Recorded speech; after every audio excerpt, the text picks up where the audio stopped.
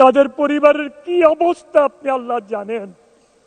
আল্লাহ গো, আমি তো দেখেছি মুরাদনগরে যে কয়েকজন শহীদ হয়েছে তাদের পরিবারের অবস্থা কি আমি নিজের চোখে দেখেছি। আল্লাহ, আল্লাহুম্মা আমিন। اللهم صل على محمد وعلى آل محمد كما صليت على إبراهيم وعلى آل إبراهيم إنك حميد مجيد. اللهم بارك على محمد وعلى آل محمد كما باركت على إبراهيم وعلى آل إبراهيم إنك حميد مجيد. سبحان الله وبحمده سبحان الله العظيم. ও মেহেরবান আল্লাহ, ও দয়াবান আল্লাহ, আপনি তো মেহেরবানি করে দয়া করে আমাদেরকে সংসদ দান করেছেন। আপনার রহমত, দয়া, আপনার মেহেরবানি আল্লাহ, আপনার শুকরিয়া আদায় করার মতো কোনো ক্ষমতা, কোনো যোগ্যতা আমাদের নাই। আমরা যদি সারা জিন্দেগি আপনার কাছে সেজদায় পড়ে থাকি, আপনার কিঞ্চিত শুকরিয়া আদায় হবে না। আপনি এই জালেমদেরকে বিদায় করে দিয়ে আমাদেরকে একটা সুষ্ঠু নির্বাচনের মাধ্যমে সংসদে এনে হাজির করেছেন। আয় আল্লাহ, আজকে যাদের শোক প্রস্তাব করা হয়েছে, বিশেষ করে আমাদের দেশনেত্রী খালেদা জিয়া, উনাকে আপনি জান্নাতুল ফেরদাউস নসিব করেন, উনার সমস্ত গুনাহ খাতাকে মাফ করে দেন, উনার সমস্ত গুনাহ খাতাকে মাফ করে দেন। উনার পরিবার পরিজনদের, সন্তানদেরকে আপনি কুদরতিভাবে হেফাজত করেন। আমাদের সাবেক রাষ্ট্রপতি জিয়াউর রহমান সাহেবকে আপনি শহীদি দরজা দান করেন। আল্লাহ, উনাকে ক্ষমা করে দেন।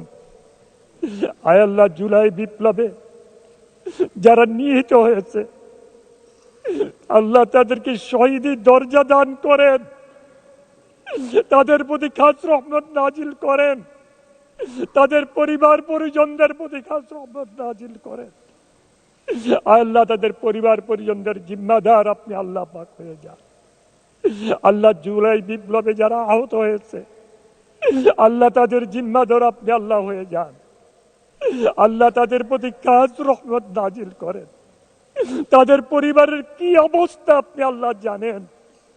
আল্লাহ গো, আমি তো দেখেছি মুরাদনগরে যে কয়েকজন শহীদ হয়েছে তাদের পরিবারের অবস্থা কি আমি নিজের চোখে দেখেছি। আল্লাহ, আরো কত শুনেছি। আল্লাহ, তাদের জিম্মাদার আপনি আল্লাহ পাক হয়ে যান। আমাদেরকে তাদের খেদমত করার তৌফিক দান করেন, তাদের সেবা করার তৌফিক দান করেন, তাদের সমস্যাগুলির সমাধান করার তৌফিক দান করেন। আয় আল্লাহ, এই 17 বছরে আমাদের মধ্যে যারা জেলখানায় ছিল, অত্যাচারিত হয়েছে, জুলুমের শিকার হয়েছে, নির্যাতনের শিকার হয়েছে, আপনি আল্লাহ তো সব জানেন। আল্লাহ, উনাদের প্রতি খাস রহমত নাজিল করেন। আয় আল্লাহ, আমাদেরকে সবাই মিলেমিশে দেশকে পরিচালনা করার তৌফিক দান করেন। আয় আল্লাহ, আমাদের সংসদ নেতার প্রতি খাস রহমত নাজিল করেন, উনাকে হেফাজত করেন, আমাদের সবাইকে হেফাজত করেন। तमाम দুনিয়ার মানুষকে আপনি হেদায়েত নসিব করে দেন।